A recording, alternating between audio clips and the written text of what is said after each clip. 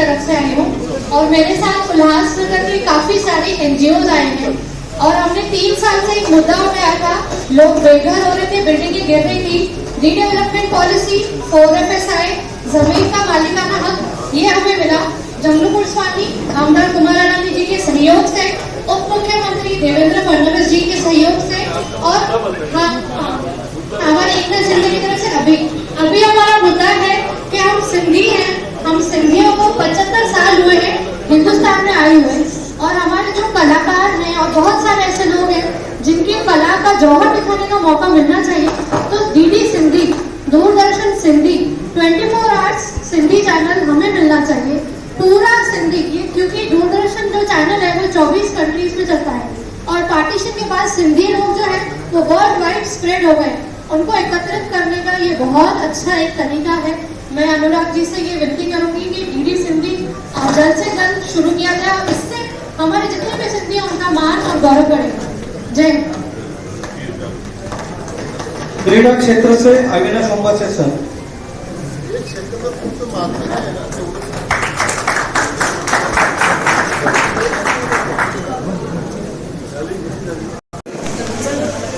आपने केंद्रीय मंत्री होते हुए भी आप यहाँ पे आके छोटे से छोटे व्यापारी का जो सुन रहे हैं दुख दर्द, ये नरेंद्र मोदी साहब का, नरेंद्र मोदी है तो मुमकिन है, ये प्रूव हो रहा है। मेरी साहब एक मांगनी ऐसी है कि जहाँ पे डिजिटल इंडिया नरेंद्र मोदी साहब जब से सत्ता में आए हैं, जब से बहुत अच्छा चल रहा है।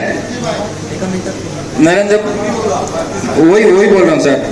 तो वहाँ पे जो डिजिटल इंडिया में जो कैश का जो टर्नओवर हो रहा है उसमें जो चीटिंग हो रहा है, वो चीटिंग का जो होना चाहिए, जो कस्टमर से चीटिंग होती है, दुकानदार से चीटिंग होती है, उसके बाद में सुनवाई नहीं होती, तो उसके बारे में थोड़ा सा ध्यान दीजिए। धन्यवाद सर।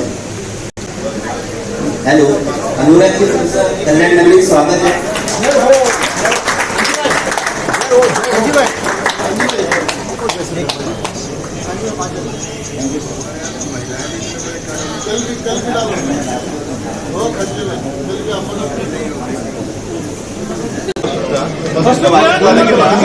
सम्मानित मंच, उपस्थित सभी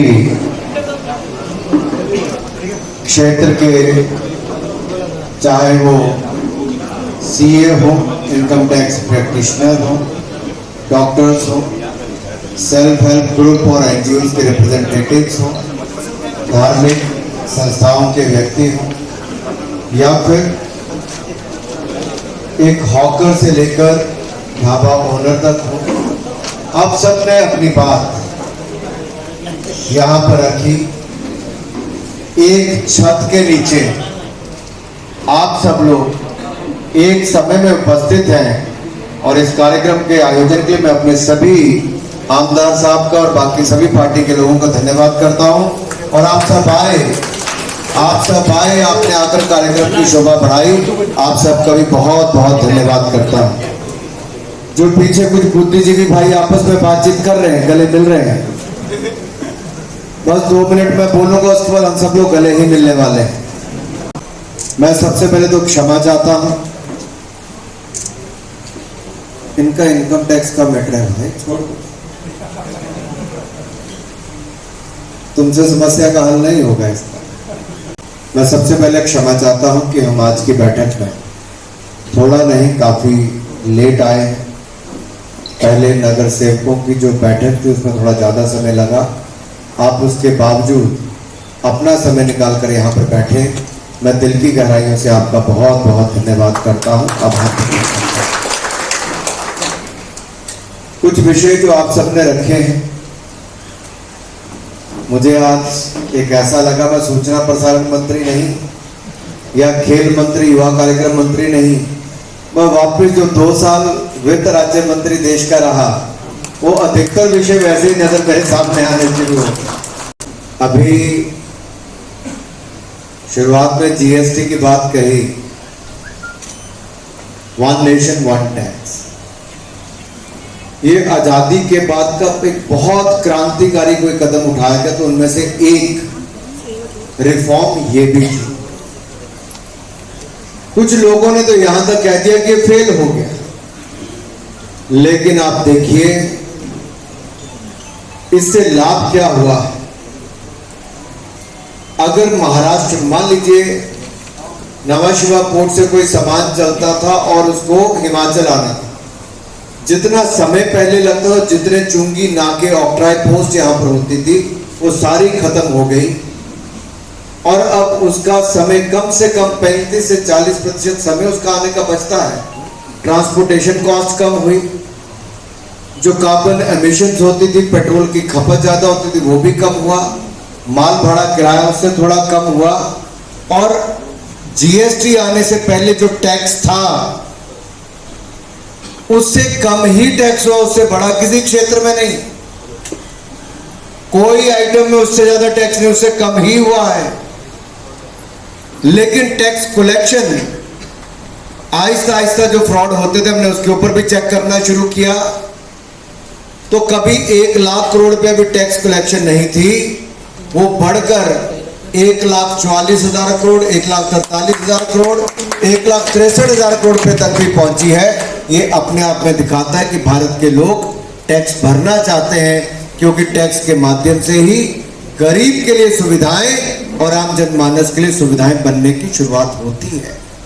तो कोई ये कहे कि जीएसटी ही साफ कर दो, कईयों ने कहा कम कर दो, जैसे बैग बनाने वाले हैं, उन्होंने कहा शायद 15% आप उसको कम कर दीजिए। मेरा आपसे पूछना है कि क्या 15% से ज्यादा जीएसटी से पहले था? नहीं था। क्या कारण है कि आप कंपिटिटिव नहीं हैं? उसमें हम क्या सहयोग कर सकते हैं? कैसे मार्केट बड़ी बन सकती है? कैसे मेक इन इंडिया अभियान में आप और जुड़ सकते हैं?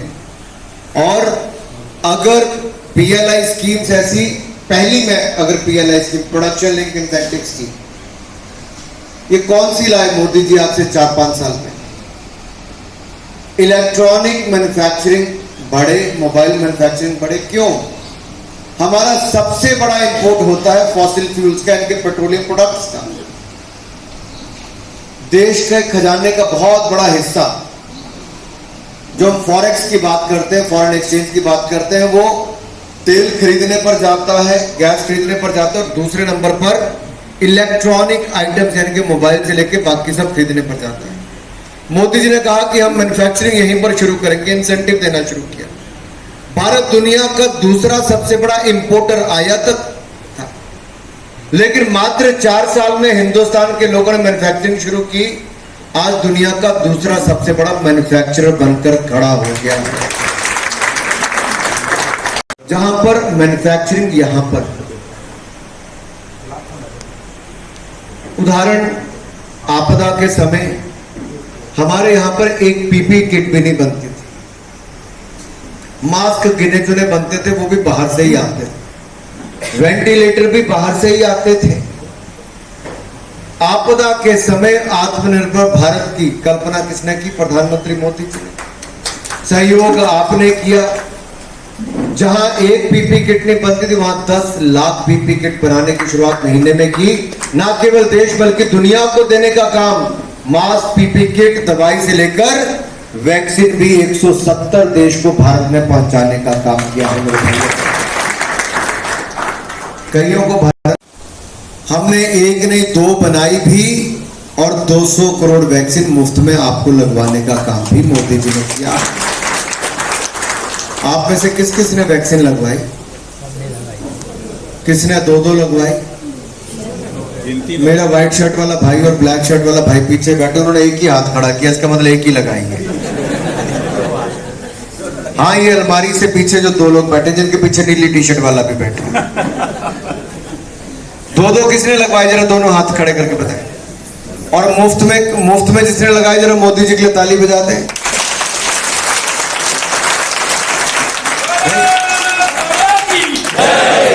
होता क्या है, जब आपदा थी तब तो हम लोग सोचते थे कौन बचाएगा। तब तो घर का व्यक्ति भी कोई बाहर से आता था, कहते नहीं हफ्ता भर बाहर रुक, देखे कोविड है कि नहीं। ये आसान परिस्थिति नहीं थी देश के। उस संकट की घड़ी में भी आपने प्रधानमंत्री मोदी जी पर विश्वास किया। उन्होंने कहा ताली बजाओ फ्रंटलाइन वर्कर्स के लिए, कोविड वॉरियर्स के लिए आपने ताली बजाई। थाली बजाने को कहा थाली बजाई, दीप जलाने को कहा दीप जलाया। जब लोगों ने भ्रम पैदा किया कि वैक्सीन मत लगाओ, मोदी जी ने कहा मुझ पर विश्वास करके वैक्सीन लगाओ, तो 200 करोड़ वैक्सीन आपने लगाने का काम भी किया। ये आपका विश्वास मोदी जी पर है और मोदी जी का काम जो आपके प्रति करने का है। लेकिन इस सब के बीच में भी जो मेरे एक भाई ने अभी कहा कि प्रधानमंत्री गरीब कल्याण योजना के अंतर्गत एक अन्न योजना भी हम लोग चलाते हैं। दुनिया का इकलौता देश भारत है जहां पर 80 करोड़ लोगों को 28 महीने तक मुफ्त में अनाज देने का काम किया गया है। केवल भारत ने ही करने का काम किया है। गरीब भूखमरी से ना मरे, महामारी से भी बचे, ये सबके प्रबंध किए गए। भाई और बहनों, लगातार प्रयास किया कि देश आगे बढ़े। और आज मुझे बताते हुए प्रसन्नता है कि जो बड़ी अर्थव्यवस्थाएं हैं, the large economies in the world, among them India is the fastest growing economy as per the GDP estimates. We are the fastest growing. यानी कि दुनिया में बड़ी अर्थव्यवस्थाओं में सबसे तेजी के साथ हमारी अर्थव्यवस्था बढ़ रही है। और इसका एक बड़ा उदाहरण अब देखने को मिला जब हम सब लोग मिलकर, हर भारतवासी आजादी के 75 वर्ष मना रहा है, अपने घर पर तिरंगा झंडा लहरा रहा है, वहीं पर हमारे तिरंगे का मान सम्मान दुनिया में बढ़ रहा है। क्योंकि जिन अंग्रेजों ने हमारे ऊपर राज किया, 200 साल तक किया, हमने उनको पछाड़कर दुनिया की 5वें नंबर की अर्थव्यवस्था बनने का कीर्तिमान भी प्राप्त किया। ये उभरते भारत की, नए भारत की तस्वीर आप सबके योगदान के कारण है। कर्मचारी हो, अधिकारी हो, नगर सेवक हो, सेविकाएं हो, आमदार हो, खासदार हो, व्यापारी हो या उद्योगपति हो, टीचर हो या फौजी हो, हर किसी ने अपना योगदान दिया है। और प्रधानमंत्री ने जो 5 प्राणों की बात की, वहां पर कहा कि गुलामी की मानसिकता से बाहर निकलना है, अपने गौरवशाली इतिहास पर गर्व करना है, विकसित भारत का निर्माण करना है, एकता एकजुटता के साथ काम करना है। और 5वीं बात, हर नागरिक को अपना कर्तव्य पालन करना है। जब ये कर्तव्य पालन की मैं बात करता हूं तो इसलिए करता हूं कि आप अपने अधिकार की बात तो करें, लेकिन कर्तव्य का पालन भी करेंगे तो अधिकारों का आनंद ही कुछ और होगा। छोटा मोटा सब कुछ हो सकता है। कई बार आदमी सोचता है कि कोई बड़ा व्यक्ति है तो वही अपना कर्तव्य पालन करे। नहीं, छोटे से छोटा व्यक्ति भी बहुत कर सकता है। आप पद्मा अवार्ड को देखिए, पीपल्स पद्मा कैसे हुए। जिन लोगों के बारे में आपने कभी सुना नहीं होगा, मीडिया ने कभी छापा नहीं होगा, वो अपने घर गांव में लगे हुए थे। कोई जंगल बचाने के लिए लगा था, कोई पेड़ लगाने के लिए लगा था, कोई नदियों को बचाने के लिए लगा था, कोई पानी के स्रोत बनाने के लिए लगा था, कोई अपनी पीठ पर उठाकर अस्पताल तक पहुंचाने के लिए लगा था, तो कोई टी प्लांटर्स के लिए कोई सुविधा करने के लिए लगा था, कोई शिक्षा के विस्तार के लिए लगा था, कोई कला संस्कृति की विरासत को बचाने के लिए लगा था। जिनके ऊपर दुनिया का ध्यान नहीं था, वहां पर प्रधानमंत्री मोदी जी ने उनको भी पद्मा अवार्ड से सम्मानित करने का काम किया। आप अपना योगदान दीजिए। हमारे समय में कहते हैं कि नेकी कर कुएं में डाल, फल की चिंता मत कर। ईश्वर देखता है, पहले सरकारें नहीं देखती, अब सरकार भी देखती है। जिनको अवार्ड मिले होंगे उन्होंने कभी पद्मा अवार्ड के बारे में सोचा भी नहीं होगा। वो तो समाज के लिए लगे थे, वर्तमान और भविष्य की पीढ़ियों के लिए अपना योगदान दे रहे थे। ये नहीं कि केवल चुने हुए प्रतिनिधियों को ही करना है, समाज से लेकर सरकार तक हर किसी को अपना योगदान देना है। और आपकी एनजीओ हो, आपका सेल्फ हेल्प ग्रुप हो, आपकी एसोसिएशन हो, चाहे लॉयर्स की हो, सीएस की हो, किसी की भी हो। आपने कहा कि गौशाला बचे, मठ बचे। मैं आपको विश्वास दिलाता हूं हमारी सरकार उस दिशा में काम करेगी कि आपका पुनर्वास होने का काम भी, यानी कि पुनर्स्थापना जहां पर भी करनी होगी। क्यों जी गायकवाड़ साहब, ऐसा होगा और हम सब लोग वो करेंगे भी।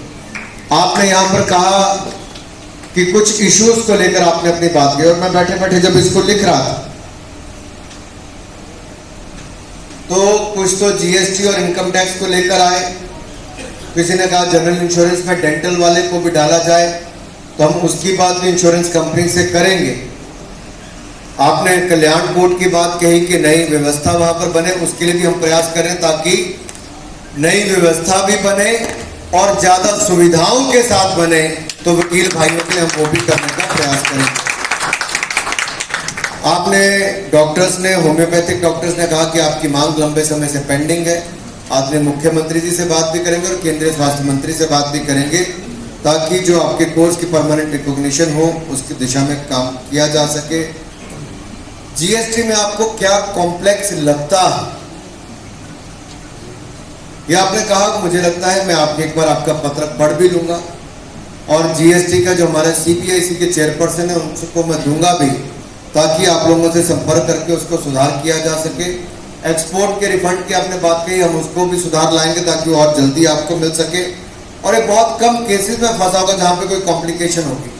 फेसलेस असेसमेंट के कारण ये जो मिली भगत सीए और इनकम टैक्स अफसर की होती थी या कई और कारण होते थे, उसके कारण सुविधा ही हुई है। इसके कारण उसमें व्यवस्था में आपको कोई सुधार करना है तो आप वो जरूर बताइए, लेकिन अगर आप ये कहेंगे कि फेसलेस असेसमेंट को बंद कर दो, वो नहीं होगा, क्योंकि हम उस दिशा में आगे बढ़े जहां टेक्नोलॉजी का उपयोग होगा। और ये जो इंटरफेस होता था सीए और अधिकारी के बीच में, उसी से बचने के लिए वो किया गया है। आप उसमें मुझे कहते हो कि वापस आपका शुरू करा दो, तो शायद वो संभव नहीं हो पाएगा। उसमें और सुधार क्या किया जा सकता है वो हम करने का हर संभव प्रयास करेंगे। एमसीए पोर्टल, पहले एक समय था कि 24-30 दिन लगते थे कंपनी फॉर्मेशन करने का, अब तो 24 घंटे के अंदर आप कंपनी बना सकते हैं। ऑनलाइन ये सारी सुविधाएं आपको मिली हैं। और जीएसटी पोर्टल के भी अगर कोई इश्यूज है तो हम उसको भी रिजॉल्व करने के लिए तैयार हैं। आपके एक बार विस्तृत में वो देख लूंगा। सहकार के क्षेत्र में आपने कुछ बदलाव करने के लिए कहे हैं, अमित भाई उस विभाग को देख रहे हैं। महाराष्ट्र, गुजरात के उदाहरण को लेकर देश भर में सहकार के क्षेत्र को और बढ़ाना चाहते हैं। आप देखिए जैम पोर्टल है। अब जैम पोर्टल एक ऐसी व्यवस्था है जहां पर केंद्र की सरकार के जितने डिपार्टमेंट है, पीएसयू है, वो पहले प्राइवेट वेंडर से खरीदते थे। आज सेल्फ हेल्प ग्रुप की महिलाएं 60% से ज्यादा उसमें ऐसे हैं जो सेल्फ हेल्प ग्रुप का, माइक्रो स्मॉल मीडियम एंटरप्राइजेस है, एमएसएमई, जो वहां पर अपना सामान बेचते। 80% से ज्यादा उनका सामान बिकता है।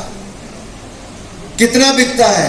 1 लाख करोड़ रुपए से ज्यादा की खरीद अब तक केवल 6 महीने के अंदर हमारी केंद्र सरकार ने की है। तो मध्यम, सूक्ष्म, लघु, कुटीर उद्योग और सेल्फ हेल्प ग्रुप से लेकर बाकी सबके माध्यम से करने का काम किया। एक बड़ा प्लेटफॉर्म जैम पोर्टल हमने दिया है।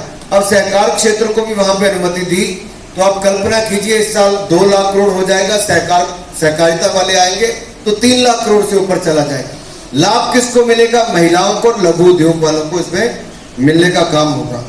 स्पोर्ट्स के क्षेत्र में आपने कहा कि एसजीएफआई आपका टूर्नामेंट कराए, एसजीएफआई अपने झगड़े जरा जल्दी खत्म कर ले तो स्कूल गेम्स का लाभ मिलेगा। उस दिशा में हम लोग लगे हुए हैं। गौशाला मठ की मैंने बात कर दी। होटल ओनर्स के लिए मैं कहना चाहता हूँ भाइयों, आप छोटे ढाबे वालों ने अपनी भी बात कही है। यहाँ पर कुल मिलाकर आपदा के समय emergency credit line guarantee scheme ECLGS ये मोदी सरकार लेकर आई। 5 लाख करोड़ रुपए के ऋण बगैर आपका घर गिरवी रखे, जमीन गिरवी रखे मोदी सरकार ने दिलाया। आपकी जो वर्किंग कैपिटल थी उसका 20% आपको अतिरिक्त बैंकों ने बुला कर दिया, कम ब्याज दर पर दिया पड़े। अभी जो हमने 50,000 करोड़ रुपए इस पे और जोड़ा है वो केवल ढाबे वालों के लिए, होटल वालों के लिए, ट्रेवल, टूरिज्म और ट्रांसपोर्टेशन, इन सब के लिए किया है। अभी 50,000 करोड़ रुपए और आपके लिए दिया ताकि हमारी हॉस्पिटैलिटी सेक्टर वालों को लाभ मिल सके। इसमें भी आपको अपना कोई जमीन घर गिरवी नहीं रखना, आपको केवल बैंक के पास जाना है, आपको 20% एडिशनल पैसा बैंक दे देगा। ये भी मोदी सरकार ने कर दिया है और आगे भी करेंगे। स्वनिधि जैसी योजना रेडी ठेले वाले के लिए, फड़ी वाले के लिए, जो खोखा लगाते हैं सबके लिए 10-10 हजार रुपए से शुरू की थी, अब 50,000 रुपए तक मोदी सरकार ने देने शुरू कर दिए बैंकों के माध्यम से। पैसा आपको मिलेगा बगैर गारंटी के और आपको केवल डिजिटल पेमेंट के माध्यम से वापस करना है, आपका ब्याज भी उस पर माफ हो जाता है। आपकी सिविल रेटिंग बढ़ती है, भविष्य में आप पैसा भी ले सकते हैं। डिजिटल इंडिया का आप लाभ देखिए। एक समय था, और ये मैं इसलिए आप सबके सामने कह रहा हूं, सिक्के चलते थे, सिक्के से पेपर करेंसी आई, फिर प्लास्टिक करेंसी, यानी कि आपका डेबिट कार्ड क्रेडिट कार्ड आया। दुनिया उसके बाद डिजिटल प्लेटफॉर्म पर अब आ रही है। लेकिन भारत ने, अंग्रेजी में एक शब्द है लीप फ्रॉग, आपने छलांग लगाने का काम किया है कि आपने सिक्के से पेपर करेंसी से सीधा डिजिटल पेमेंट्स पे जाने का काम किया। यूपीआई भीम आज दुनिया भर के लिए उदाहरण बना है। 1 लाख करोड़ रुपए से ज्यादा का व्यापार, यानी कि पैसे का लेन देन आपके यूपीआई भीम एप्लीकेशन के, ये जो आप फोन के माध्यम से पेमेंट करते हो, क्यूआर कोड, सब्जी बेचने वाला भी क्यूआर कोड के माध्यम से पेमेंट ले लेता है। आपदा के समय कोई नोट ना लेता नहीं देता, पता नहीं सोचता भैया 500 का नोट तो दे रहा, साथ में कोरोना भी दे रहा है, तो आपने उस समय मोबाइल फोन से पेमेंट करनी शुरू कर दी। ये हमने पहले कर दिया था उससे। आज एक बटन मोदी जी दबाते हैं, किसानों के खाते में 20,000 करोड़ रुपया आ जाता है। एक बटन दबाते हैं, 20 करोड़ बहनों के खाते में 31,000 करोड़ रुपया आ जाता है। कैसे? क्योंकि बैंक खाते मोदी सरकार ने खोले। जो खाने वाला काम पिछली सरकारें करती रही, हमने उसको बंद कर दिया, खाता खोलकर सीधा पैसा डालने का काम किया। इनके माध्यम से बदलाव ये हुआ मेरे भाई और बहनों, गरीब को उसका पैसा मिला। मनरेगा की दिहाड़ी लगाता है तो उसके खाते में सीधा पैसा आता है। किसान के खाते में किसान सम्मान निधि आती है। जो लोगों को सोशल वेलफेयर स्कीम के माध्यम से पेंशन मिलती है, उसके खाते में सीधा पैसा आता है। और पहले तो ऐसा था, पूर्व की सरकारों के समय पन्ने भरते थे कि फलाने के यहाँ पे बेटी हुई, उसका पैसा खा लिया, उसकी पत्नी को गर्भवती दिखाते थे, उसके नाम पे पैसा खा लिया। बेटी की स्कूल में गई, जो पैदा ही नहीं होती थी, उसके नाम पे पैसा खा लिया, उसकी शादी भी कर दी। ये कई सालों तक चलता था। जो बेटी पैदा नहीं होती थी, कई स्कीमों का पैसा उसके नाम पे चला जाता था। हमने आकर इन सबको आधार कार्ड के साथ जोड़ा, बैंक खाते के साथ जोड़ा, डीबीटी के साथ जोड़ा, और देश का 2 लाख करोड़ बचाने का काम नरेंद्र मोदी जी की सरकार ने किया। Transparency and accountability is the key of good governance. पारदर्शिता और जवाबदेही ही सुशासन का आधार है, और इसका सबसे बड़ा उदाहरण मोदी जी की सरकार में देखने को मिलता है। मैं अपने व्यापारी भाइयों से बोलना चाहता हूं, मैं स्वयं 20 साल की उम्र से लेकर 33 साल की उम्र तक व्यापार ही करता। खिलाड़ी था, खेल प्रशासक था, उसके बाद बीसीसीआई का अध्यक्ष रहा, सचिव रहा, कई खेल संघों का अध्यक्ष रहा। लेकिन जब मैं एक्सपोर्ट करता था, तब भी मेरी 5-7 फैक्ट्रियां जैसे मेरे कजन्स के साथ मिलके थी। अब तो मैं कोई काम धंधा नहीं करता, लेकिन तब हम लोगों के मन में भी होता था, अच्छा 1 करोड़ से ऊपर चले जाओ तो इसका ये बेनिफिट खत्म हो जाएगा, थोड़ा पैसा इधर बचाओ तो ये हो जाएगा। मित्रों, जितनी पारदर्शिता, जितनी ईमानदारी के साथ काम करेंगे, रात को अच्छी नींद भी वैसे ही सोएंगे। आने वाला समय भी वही है, आज समय वो आ भी गया है। जितनी जल्दी समझ जाएंगे उतना अच्छा होगा। और आपके व्यवहार पे कहीं तकलीफ है तो मैं, हमारे आमदार, हमारे खासदार से लेके बाकी सब आपके साथ खड़े हैं, क्योंकि व्यापारी के लिए ईज ऑफ डूइंग बिजनेस के तरफ मोदी सरकार ने कदम उठाए।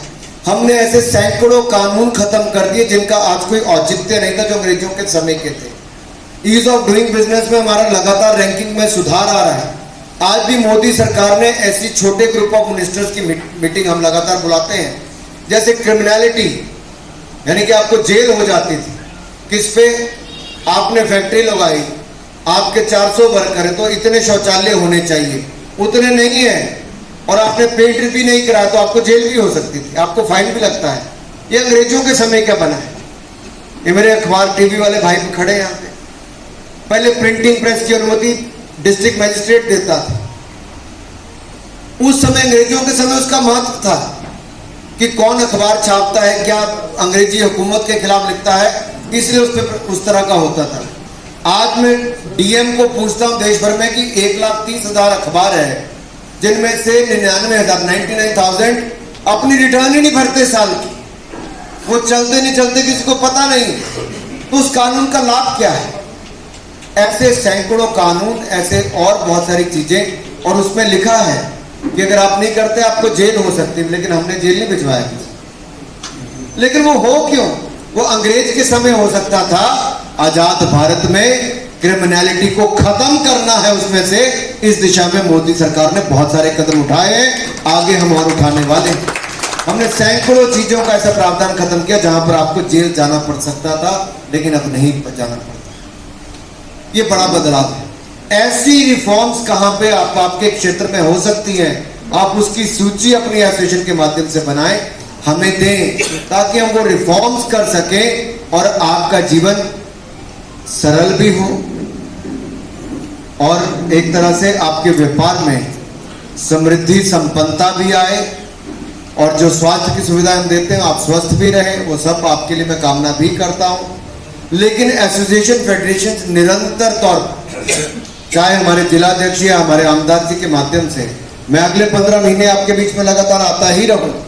समय समय पर हम अलग अलग लोगों से विचार विमर्श करेंगे और ये जमीन की फीडबैक आनी बहुत आवश्यक है। कुछ बातों पे हो सकता है हम आपके साथ सहमत ना हो, जो आप फॉर एग्जांपल सैनिटरी नैपकिन या सैनिटरी पैड आप बोल लीजिए, इस पे कहते थे जीरो टैक्स कर दो, जीरो टैक्स कर दो, जीरो जीएसटी कर दो।